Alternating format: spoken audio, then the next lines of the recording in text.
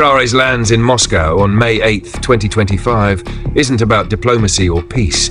It's a calculated act of psychological and political warfare. Russia's Victory Day celebrations, a sacred military event, traditionally spotlight its military might. Yet this year, cameras shifted toward a 36-year-old African leader in fatigues, walking among global elites in a city where Africa was never meant to command attention. The symbolism is deafening. Traoré didn't just enter Russia, he stepped onto the stage where global power is performatively asserted. His presence signals a seismic shift. Africa is no longer a spectator, but an active participant in reshaping imperial narratives. Victory Day has long glorified Soviet resistance to Western fascism, reinforcing Russia's defiance against NATO. But Traoré's presence redefines the narrative. Standing beside Putin, he embodies a shared defiance, an alliance not of geography, but of ideology. Burkina Faso and Russia, though vastly different in scale, now stand shoulder to shoulder, declaring, "You thought we'd kneel. You were wrong." The West boycotted the parade, but Traoré's attendance forced the world to notice. An African leader once dismissed as a rogue soldier now commands respect in the heart of a global military spectacle. This isn't just for Burkina Faso.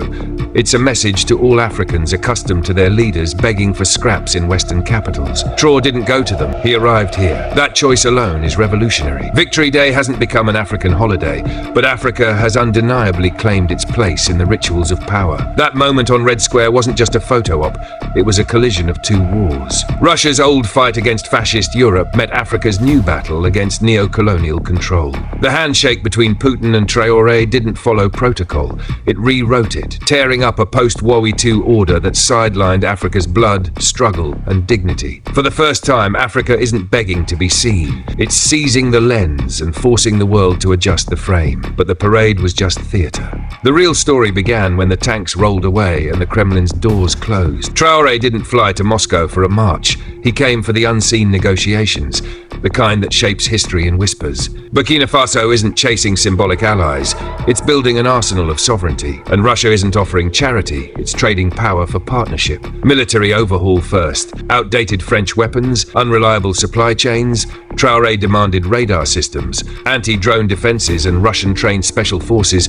Infrastructure that doesn't just guard borders but stops coups before they start. Then, energy independence. No more Western green traps.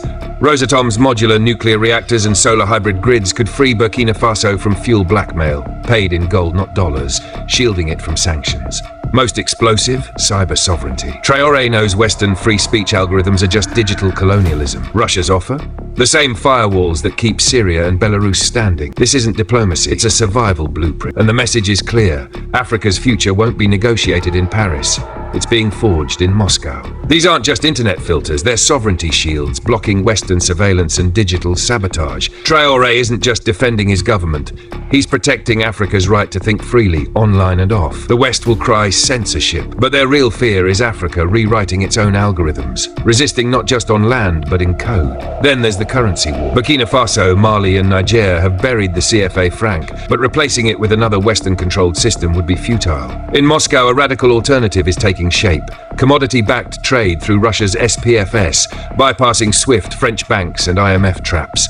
Gold for grain, uranium for arms. Infrastructure for long-term contracts. No dollar in sight. This isn't just financial autonomy, it's psychological warfare in reverse. For the first time, Africa is choosing who counts its money. None of these deals will be announced. The West is watching. NATO's eyes are on Ouagadougou. The IMF will tighten its claws. Europe will dangle poisoned loans. But what Traoré did in Moscow is irreversible. He didn't go to escape. He went to anchor Burkina Faso in a new system, one that can't be uprooted without war. And that's the West's worst nightmare. A young African leader who doesn't want saving, just to be left alone. Yet beyond weapons and wires, something deeper is unfolding. Traoré didn't just secure deals. He built a myth, a new story of African power, transmitted in a single image. A young leader in fatigues, standing beside Putin as an equal. No bowing, no begging, just defiance. That image, shared on phones from Bamako to Niamey, is more explosive than any treaty. For generations, it was said that independence was already won, only to live under the boot of loans and foreign embassies. This moment ignites something dangerous. Belief. Not in aid, not in reforms, but in the raw, unapologetic refusal to kneel. The question now, who else will rise? Traoré isn't just filling a political void. He's occupying an emotional and spiritual space Africa has craved since Sankara. He's becoming what martyred revolutionaries never could, a living symbol of refusal. The West understands what many African elites forget. Symbols are harder to kill than men. They murdered Sankara, erased Lumumba, and exiled Nkrumah. But their myth survived in the people's hearts. Now, Traoré steps into that legacy, alive, governing, and matching rhetoric with action, and Africa's youth are watching. This generation is digitally armed, historically aware, and done with scripts written in Paris.